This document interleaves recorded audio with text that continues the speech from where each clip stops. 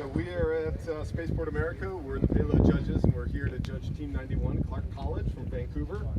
And this is your out brief of your mission. So go ahead and tell us what you've got and your results. Okay. My name is Michael Verline. I'm a mechanical engineering student with a machine and CAD background. I set out to develop a team of several students to develop a development platform, kind of a proof of concept. It's a hypothetical or a virtual mission.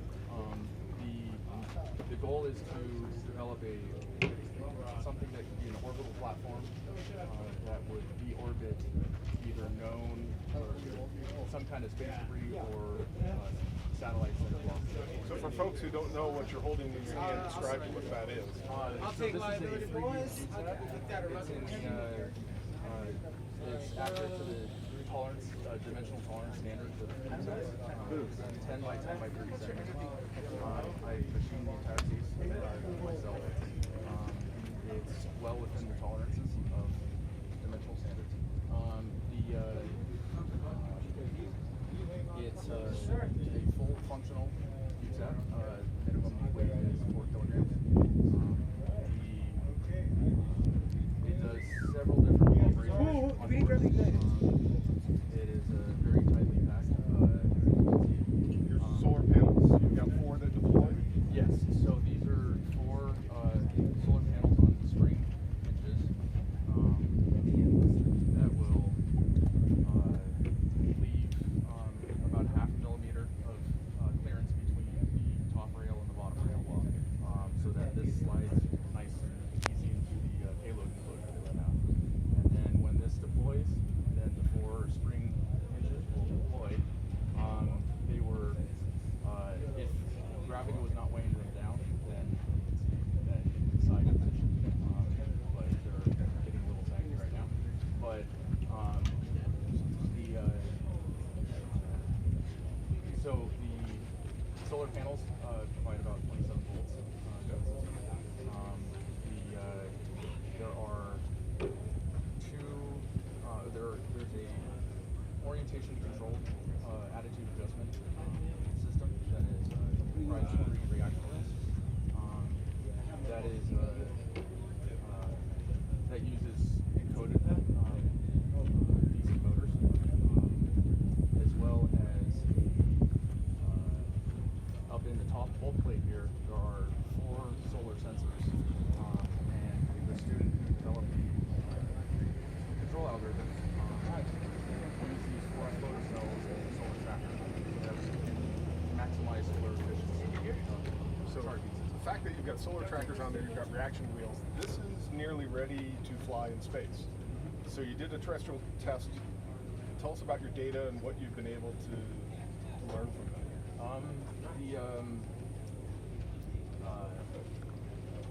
We have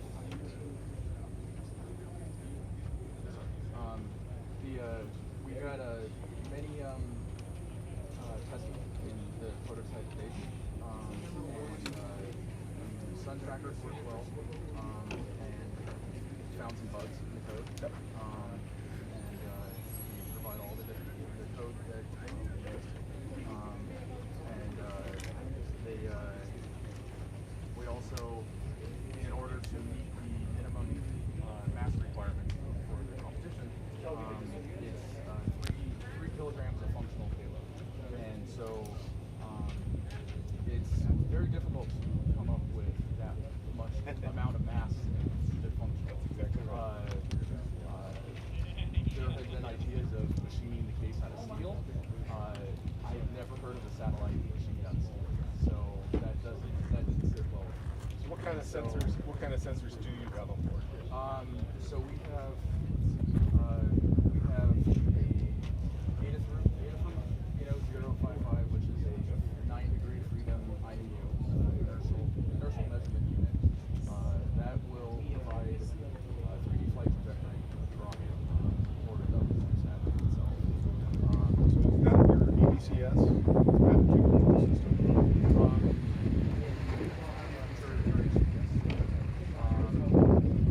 We also have flight data for our launch vehicle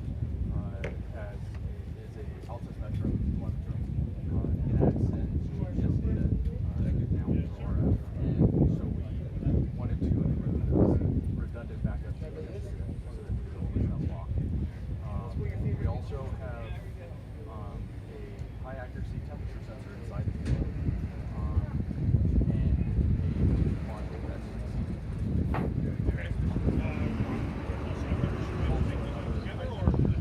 high accuracy temperature sensor. If it happens. The reason why we did that is we've had previous years where we had overheated machines of our altimeters and had total loss of airframe. And so we wanted to have a ground station that had real-time data coming in so that if they had any kind of problem with the temperature, we could go assess it. So talk to us about the ground station. So once this is deployed and out, what data are you receiving into this? Because this is military grade hardened setup. Tell us a little bit about that. Notification that hybrids are going to yellow flag. Hybrids are going to yellow flag. Collaborating with our partner team out of Park Aerospace. He's in the AUPSI drone company. Trying not to get emotional. We have a total of 3 of these identical system tools. One of them is for us, and then they need to be for the drone operations. And so we collaborated with what we showed in the field as well as what they need to do. So What kind of data is being recorded in here or downloaded? I'll have to pass that off to All right, data man, tell me about your data because that's where all the money is. So my name is Malcolm Anderson. I'm a computer science student at college. Perfect timing. Yeah. As soon as you step up there, that thing goes to sleep. There you go. Perfect. So I developed this ground station software here on the right side in order to receive information from the payload. We've got a lot of sensors in the payload that are be sending information back, including location, latitude, longitude, altitude, temperatures of the payload and avionics, the rotation and everything. We've got a lot of data, but we wanted to make it very easy to look at. So also accelerometers? Yeah, we've got accelerometer. So yeah, on the right side here, we've got kind of raw data. We've got kind of raw data. We can see the latitude, longitude, altitude, temperatures.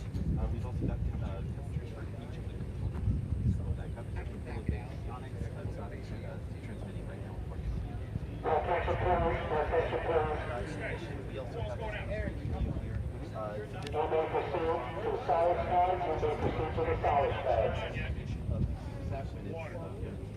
it's based on what's going on in the accelerometer data that we're getting. Grab my water bottle. Colored bands on the rocket a portion of the rocket field according to the temperature of it, so that we can see instead of having to switch between the path to look at the we can And he has a follow flicker, the rocket. and he knows he stayed here. Bright red. We say, oh, that's overheating.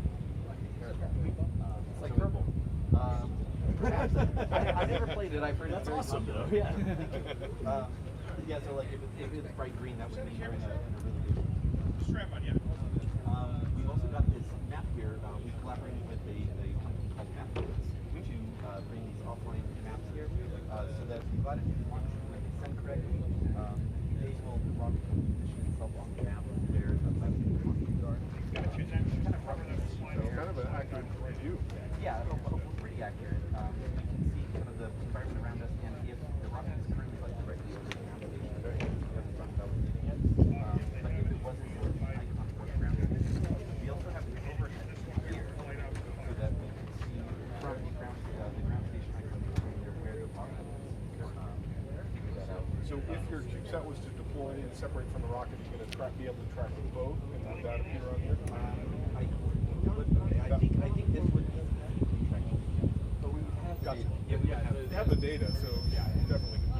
The reason for the dual monitor is that the altimeter has its own graphical center interface, so that you could It also looks awesome. It's the entire Pelican case filled with monitors. So I added this timeline. So once the rocket is ready to launch, we have a button here to start the countdown. And once I press it, I'm going to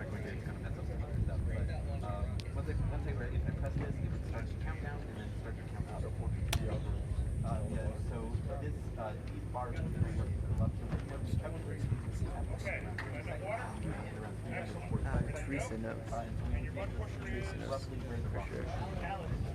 So what was your goal altitude for this particular one? Okay. And did you meet that? What do you expect? So So we're not talking about that part. We're just talking about the payload and the ground station. So. and then we've also got here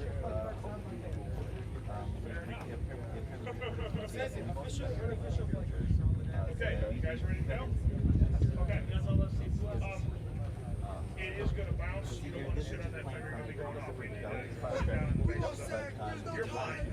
As long as you keep our box. But beyond that,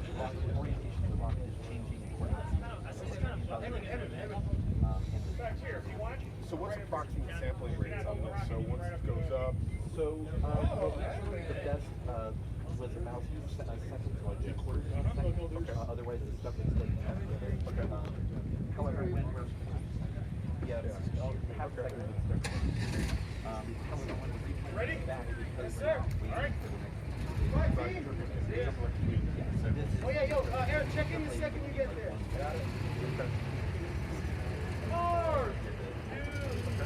so where do you guys see you going next year for competition? Where are we headed in the future with Clark? Because this is darn impressive. Yeah. So tell me what you want to achieve next year. Just got to use space. I hope to get like a bunch of new people in from all sorts of different backgrounds, so we can get as much manpower as we can. Yeah, if we would just be barely able to scratch this time, that's what we can do with more people. We could do this and some. Yep. Fantastic.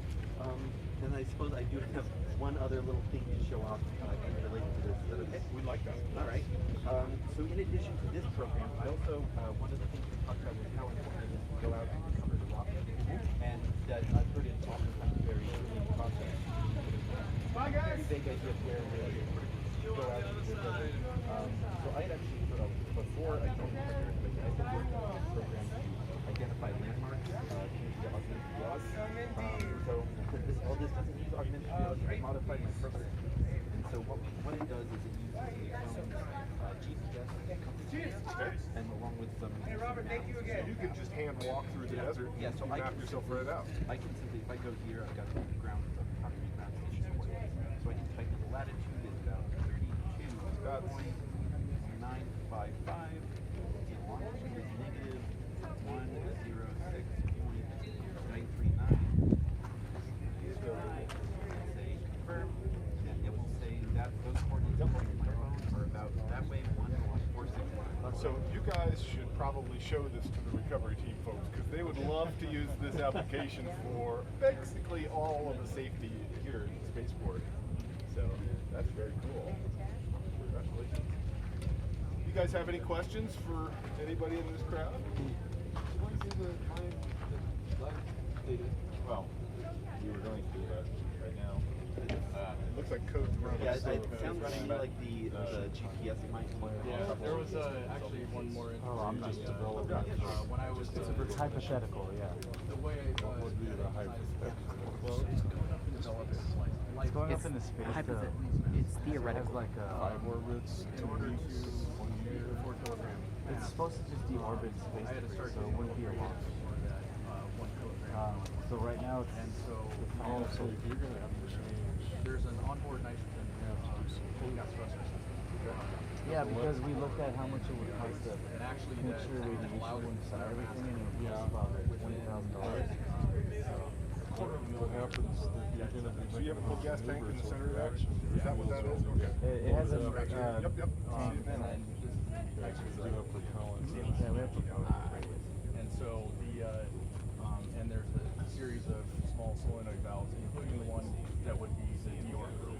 So how many different valves do you have? Do you have one on each side? Do you have 4 or 5? We currently have 2, but the need to change the placement of some things around.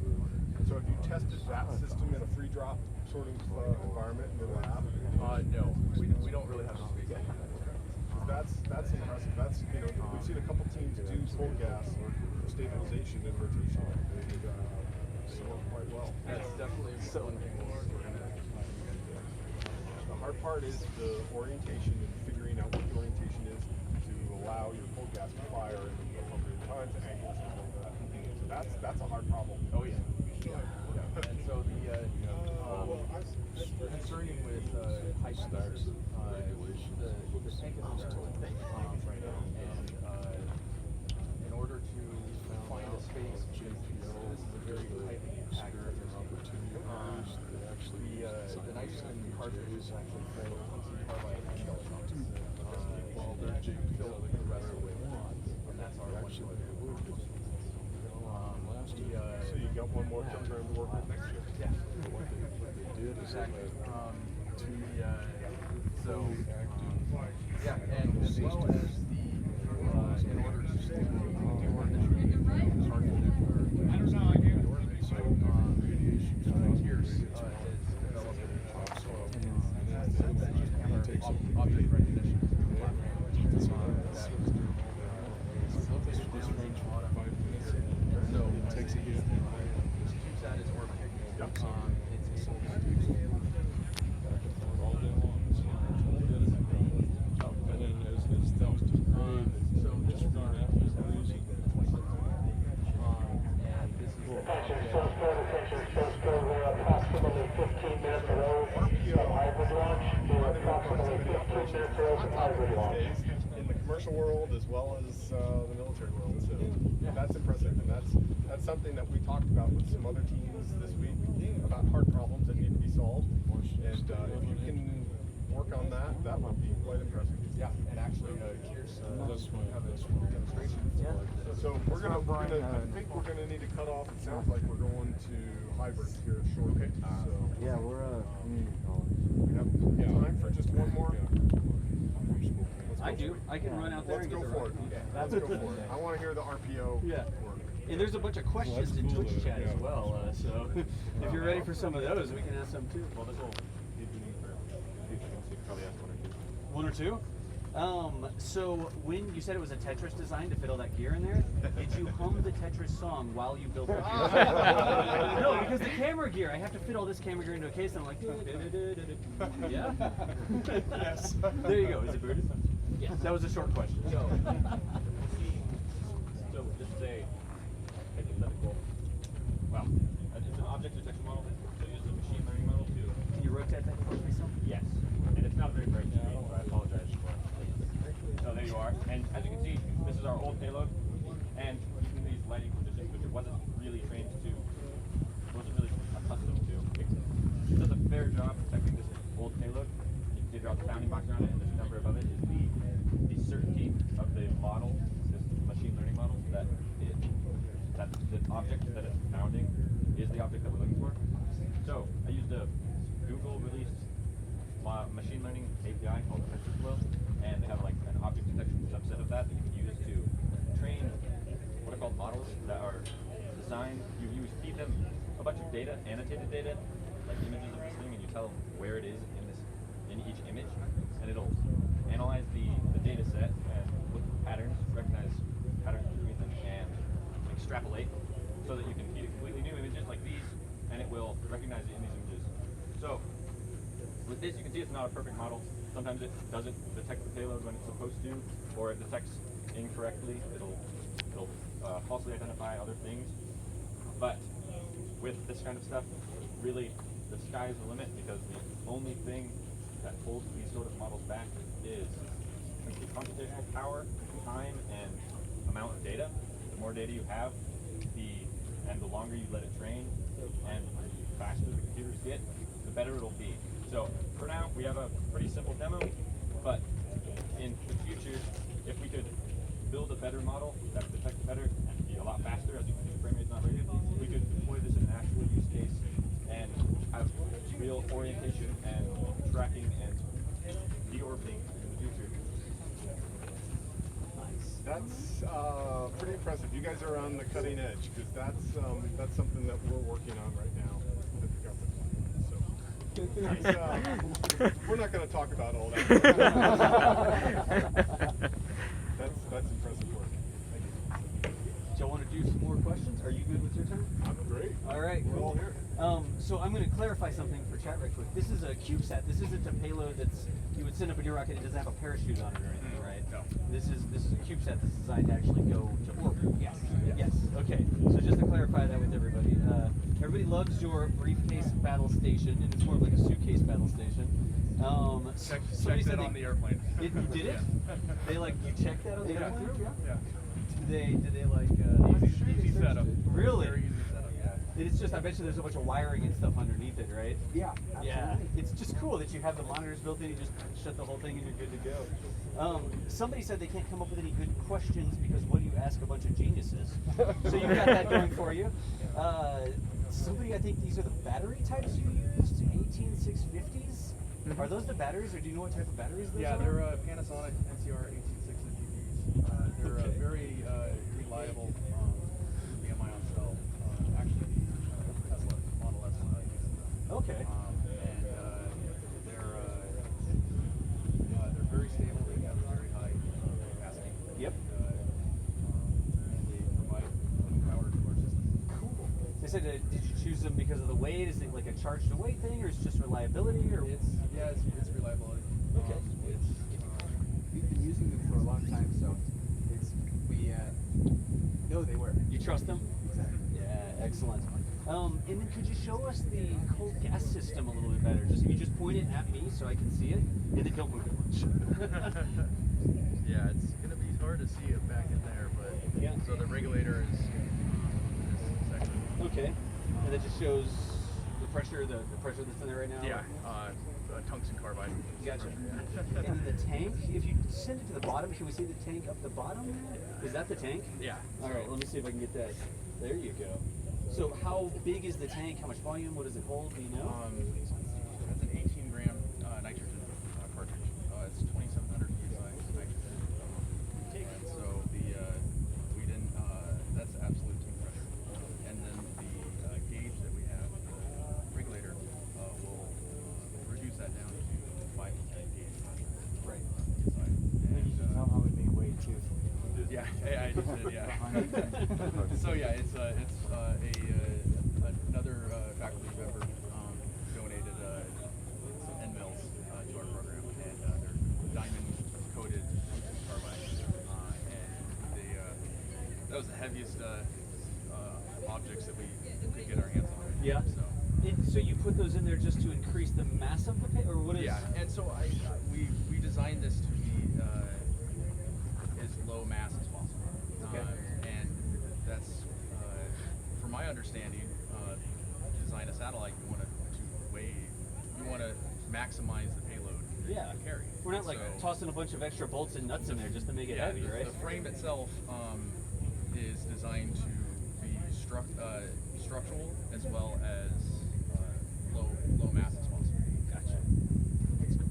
So just to sort of clarify for Twitch chat, there's like a mass limit or a mass target or something when you build this for the competition, and you have to sort of get it to that mass, or it doesn't qualify. Did I get that right? Or It requires to be 3 kilograms of functional mass. 3 kilograms of functional mass. 4 kilograms. Gotcha. That has to do with the rocket competition because less mass will fly different. Right. So if you were designing a satellite, you have some stuff there that you might not need for it, but for the purposes of the judging and the competition, you added some extra stuff in specifically for that. Because that sort of follows up another question, right? Why did you bother bringing the CubeSat if it's designed to go to space? Because we're not launching orbital rockets here. Sort of a smart aleck question. I'll ban them if you need me to. Go ahead and ban I'm them. on my phone right now. I can Ban watch them. it. Play. Can I step in? So in the payload challenge, this is exactly the kind of thing that we want to see. So we do terrestrial flights, we do airdrops of systems like this before we fly in space. We fly things like this on UAVs at high altitude to test them first before we fly them.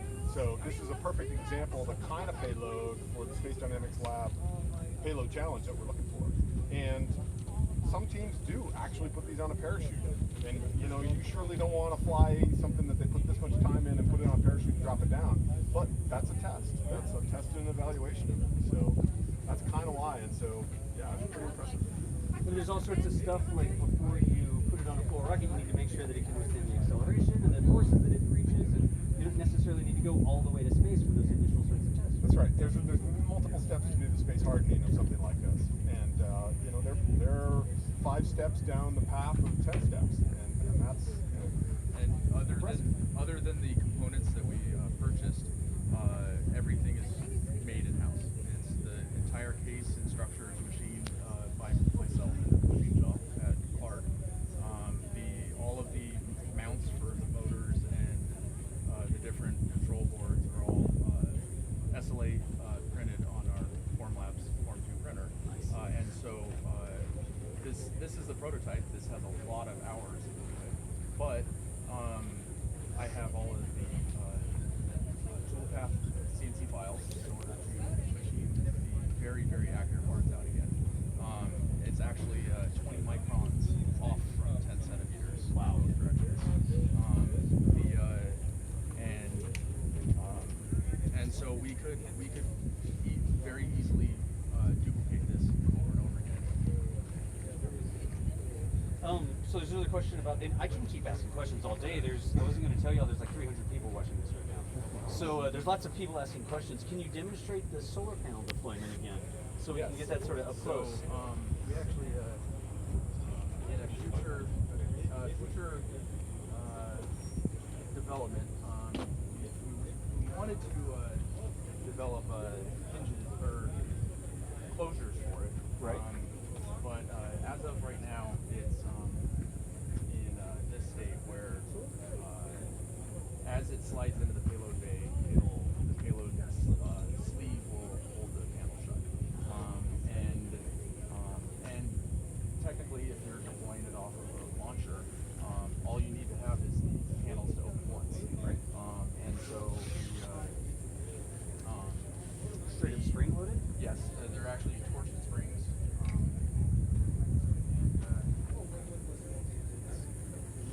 I'm pretty good at zooming in if you just, Yeah, there you go. And so the solar panels are all wired in series, so we're getting actually about 27 volts out of the system. And there's four torsion springs that were calculated in order to hold these panels and these hinges.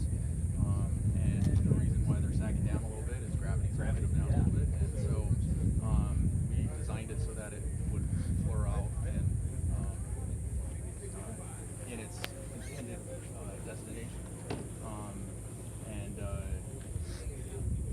Cool. So there's no other sort of like retention system that keeps them closed. It's literally just the sleeve.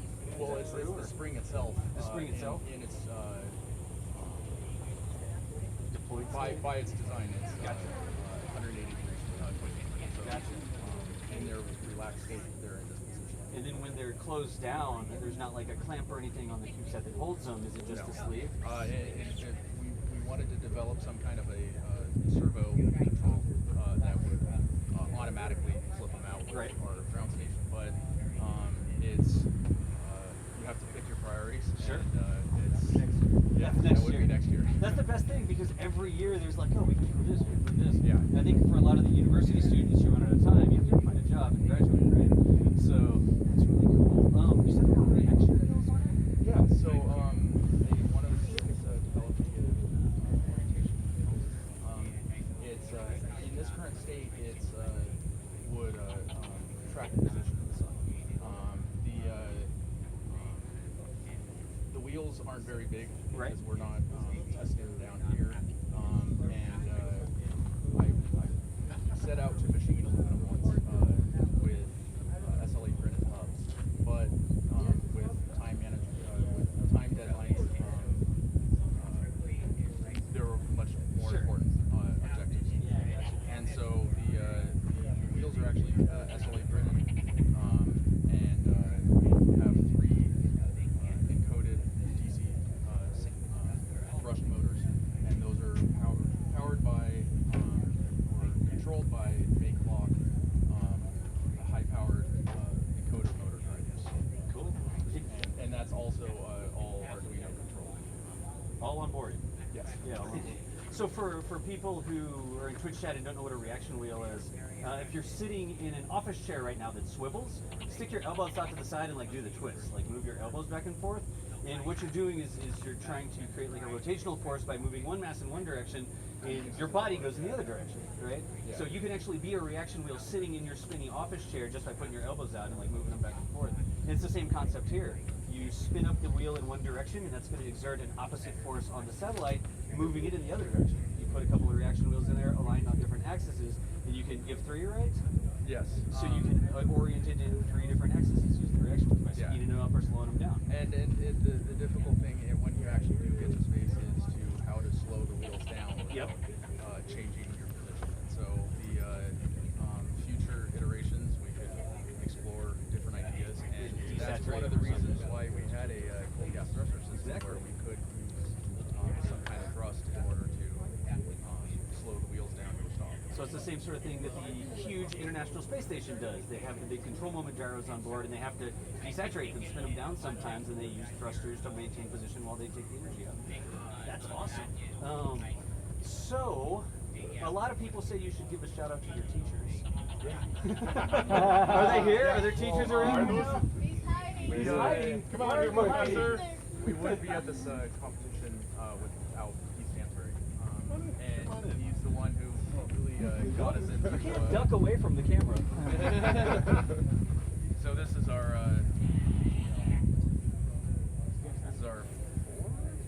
third year at Ezra, fourth year at Ezra, fourth year at Ezra.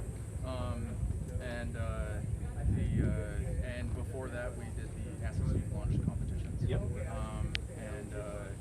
Yeah, it's we have a great faculty at Clark College, including Pat Sevier, our machining CNC machine instructor, and Keith Stansbury, and the engineering faculty, and it's But in the end, it's about the students, and they did all the work. And I'm intuitive how wonderful the students are. It's good. Everybody thinks that your work is amazing. The stuff that you built is absolutely mind-blowing for us, right? We see this stuff and we love to understand how it works. But I can't fathom how I would put something like that together. So you have this awesome team of people here that sort of, nope, I'm going. That sort of work together to create something like that. It's really awesome that y'all were able to build that and bring it out here to the harsh environment of the desert and show it up. I mean, that's why we have the ballistic case, right? And fantastic. Good deal. So there's all sorts of other questions. I'm not going to take up any more of your time. We're going to go get set up over here. Do y'all have a social media account on Twitter or Facebook where people might be able to ask you some more questions? Yes, we do. Who's in charge of that? Do we have a social media coordinator all of a sudden? Just point towards the lead. That's what it works out. It's gonna be him. Hollywood. We'll have a social media coordinator next year. We have a page, right? What's the name of it? We have Clark Aerospace on Facebook, Clark Aerospace on Instagram. We also have clarkaerospace.com where you can contact us through. And we also have an email, clarkaerospace1@gmail.com. You can send us emails and questions directly if you'd like to answer Please don't those sign questions. him up for cat facts. Is that number 1 or the word 1? Number one. Number 1. Quite. Okay. Cool. So Twitch chat, if you're looking for more, thank you for coordinating that social media presence. No, yeah. If you're looking for more information or you have questions or anything like that, they are busy out here. We're gonna let them get packed up and stuff, and we need to get back over because the hybrid range, 15 minutes they said, so that's like 45 minutes of hybrid minutes.